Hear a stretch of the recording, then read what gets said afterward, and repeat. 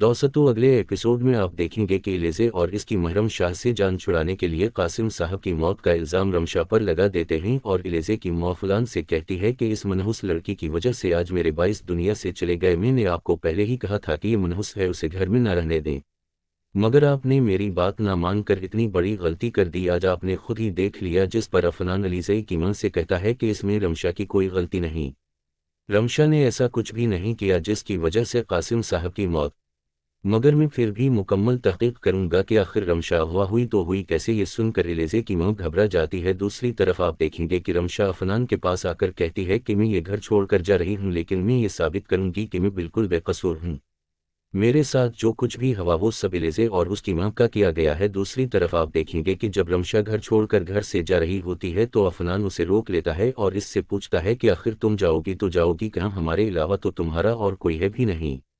पर रमशा कहती है कि मैं जहाँ भी जाऊँ मगर मैं चली जाऊंगी इस घर से, क्योंकि मैं नहीं चाहती कि मेरी वजह से इस घर में कोई फसाद हो। जिस पर अफनान कहता है कि नहीं, मैं तुम्हें इस तरह घर से जाने नहीं दूंगा। कासिम साहब ने भी मुझे यही कहा था कि तुम रमशा का ख्याल रखना, इसलिए तुम हमारे साथ उसी घर में रहोगी।